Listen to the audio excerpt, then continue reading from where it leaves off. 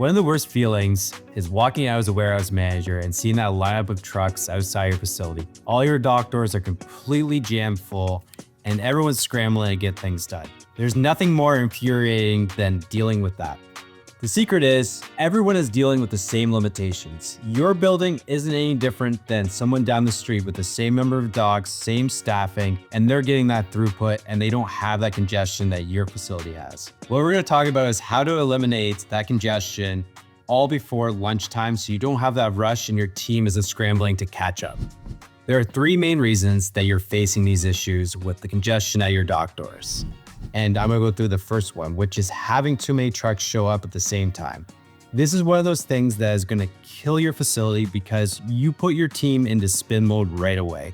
From there, what are they supposed to do? They're trying to play catch up until finally the rest of the trucks aren't showing up for the rest of the day. And now you have a huge lull. That's a big issue. And that's the first thing that you have to start combating against. When you're looking at this, everyone first starts looking at all the trucks that are coming into your facility, those lineups of trucks waiting. Instead, there's one thing that no one really talks about, and that's about when the trucks are about to leave. So they either get loaded or unloaded. What's the next process for them? Are they sitting there on their phones doing their paperwork? Are they blocking off intersections? Are they blocking off the rest of the traffic? These are things that a lot of people don't really think about. Instead, they just kind of go to the driver and say, hey, you're done, get out of here, and that's it. Instead, you need to put together a procedure of getting that driver off the property, and that might be a couple of touch points. You might have the team have a KPI where it says that they have to be off the facility within 5 or 10 minutes, and that's part of their job. Having that's gonna hold them accountable, hold your team accountable, but then also you don't have someone blocking those trucks coming in.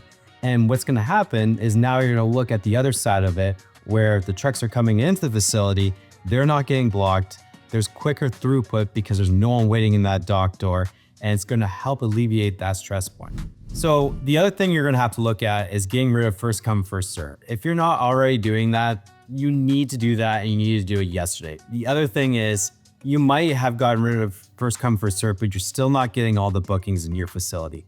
This is what gives those peaks and valleys throughout the day. You really need to start leveling out how many loads you're getting at any given time slot, and you want to have that consistent throughout the day. You shouldn't have these spikes and valleys throughout the whole day, and if you are, that right there tells you that your organization of scheduling is failing.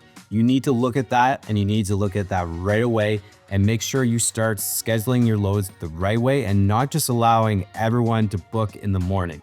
Even if you can accept those loads in the morning, you got enough people, what happens in the afternoon when there's no one there and there's no trucks, your team isn't being utilized. Once you get into scheduling and you got these loads coming in and out, the next thing you really have to look at is the amount of buffer you put in between each load. When I'm talking to everyone and getting new customers going, they always say, you know, it takes roughly an hour for a load, but they have no idea how long it actually takes. When you're running a well-oiled machine, your facility's in and out, you have no time in between loads because you need to get them going.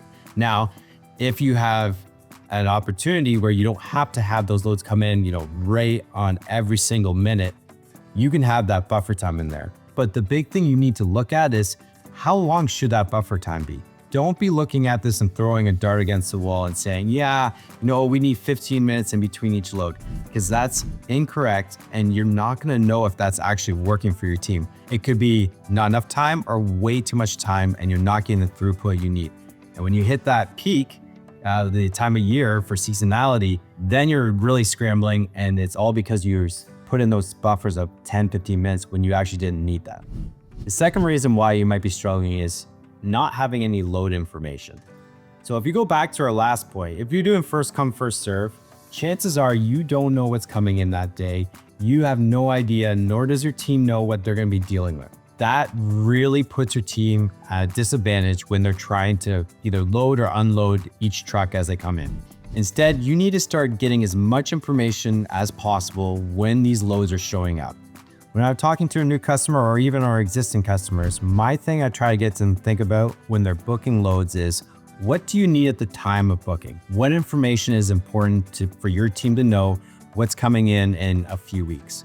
Then the other thing you need to know also at that time of booking is what do they need to know when it shows up? So your team's looking at this load that comes in, what information do they need to check off, or they might need to know, oh, this might actually cause some issues here because it's this type of load.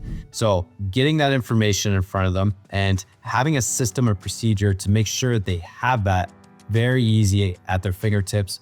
If that's a tablet-like device, or if you have to go back to pen and paper and making sure that they have all that information in front of them, you can now hold them accountable if something happens. It's a little bit different that shouldn't be like that because they knew that that was supposed to be on that truck. The third reason why your docks are backing up is because you're treating every load the exact same. When loads are coming in your facilities, they're not going to be the same, and that could be based on how they're packaged, what trailer type they are, if they're a whole different type of customer or product. All these things come down to a different way of loading or unloading them. That's the first part. So if you have flatbeds versus dry vans, how do you deal with those? Are they different? Does it take a little bit longer? Can you take less flatbeds than dry vans? Those are the things that you have to start thinking about at the time of booking. So that's the top level of it. Now, when you start looking at when they come into the facility, you want to be able to look at this paperwork and be like, okay, it's this type of load. Where is this going to go, or what are the issues? Now, from there, you should have your procedures in place of what are we doing for checklists, quality control, non-compliance, these sort of things that can kind of pop up. So I'm going through, I'm unloading it, and there's a damage to a pallet or to some goods. What are the next steps? That person doing that should know right away, hey, this is who I have to go to, or here's what I have to do to make sure that I get all this done and I quarantine over here. It shouldn't be going to even a supervisor to be like, oh, hey, what should I do next? It should be, here's the procedure, I'm doing this, then notifying the supervisor afterwards. And that right there shows that you have a really, really good procedure and the operations knows what they're doing. So let's say one of your teammates is unloading a truck and there's an issue that comes up. They have no idea what to do, and they go to the supervisor and they say, what do we do next? Like, what? I don't understand what we should do here. That right there should indicate to your supervisor that you need to put together an SOP or some sort of procedure to deal with this. Now, you're going to be dealing with this, this is operations, you're firefighting all the time, but you're going to give an idea for that teammate to deal with that issue.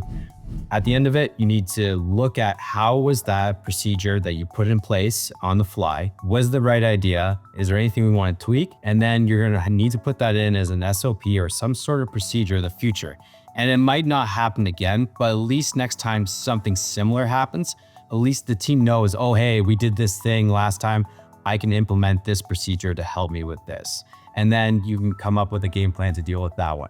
Your supervisor is always running around trying to put out fires. And if you're trying to put some hours back into their day so they can have more time to create better SOPs, better operations, just overall efficiencies, you have to look at how to save time. This is one of those things. If you have those procedures and SOPs in place already, the team can make better decisions, and that's going to save your supervisor's time. And that can be 5-10 hours per week, which is a massive savings for your supervisor and also your time because you're not getting dragged in to help out with the supervisor.